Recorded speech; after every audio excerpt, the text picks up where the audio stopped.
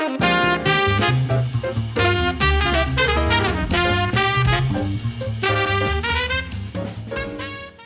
we are going to be looking at examples using Pentatonics as a tool to creatively target our notes. If this is your first time joining us, welcome. We have a recap on that link that's right next to the text in the description box that says for free PDF examples. You can get a synopsis of what we talked about the last couple of weeks by clicking on that link, or you can go back to Jason Klobnak Music through all the various links that are around on this video and check out some of the other videos to see what we've been talking about. But today, I wanted to give you some examples of how we can use the pentatonic scale to target our notes. Last week we talked about what targets are we picking, and I'm choosing to stick right now, since these videos are more for beginners or people just trying to grasp the concept of targeting. We're looking at a macro view right now. So the macro view looks at key centers or tonal centers, and we're going to be picking the 1, the 3, and the 5. So if you happen to click on that link, and down at the bottom of the page you can download for free all of these pentatonic examples, you notice that each one of those examples that are written, they either end on C, they end on E, or they end on G. So each one of these examples is just reiterating the importance of landing on either the 1, the 3, and the 5, our chosen targets for these examples. So back all the way to the very first video, I asked you to start working with the pentatonic scale to get the sound in your ear and get it underneath your fingers, and more importantly, to mine the melodies that are inside of the pentatonic scale itself. It's just a pitch collection that we can reorder and put in various positions to create melodies. Now, for some of you, you're maybe still uncomfortable with this process, so that's why I'm giving away this free PDF file for you just by clicking the link in the description box. So I'm going to play a couple of these and talk about why they're working and how they're working.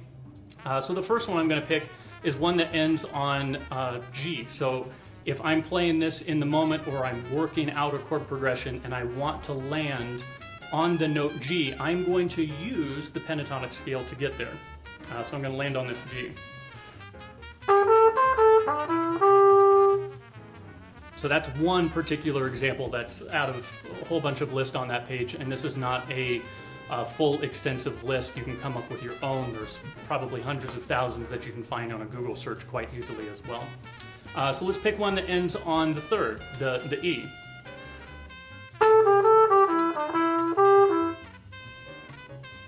Same sort of deal. We're aiming for the E. We're aiming for the 3rd of the tonal key center, and I'm using the pentatonic scale to get there. And let's pick one that's on the root. And this is the last example on that file if you're following along.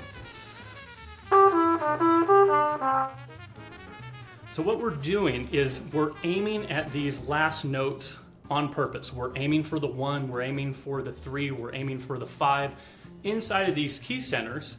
And what's happening harmonically with the chord progressions that's going on, sometimes we're going to be landing on the 9th, sometimes we'll be landing on the 5th, sometimes we'll be landing on the 3rd. But when we're thinking more key center, we're thinking in terms that's more horizontal or more melodic.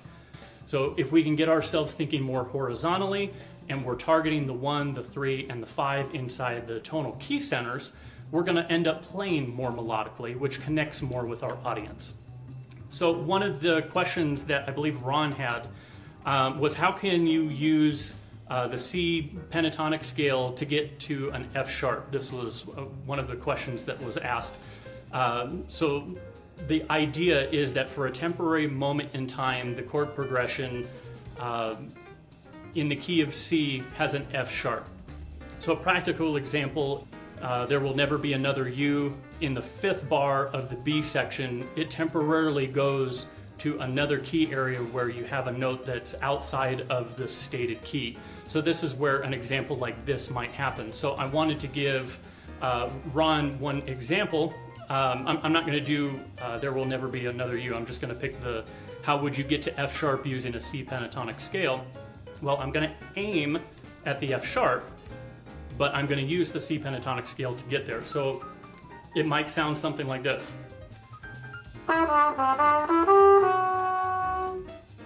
So I'm aiming for that F sharp at the very end, but I'm using the C pentatonic to get there.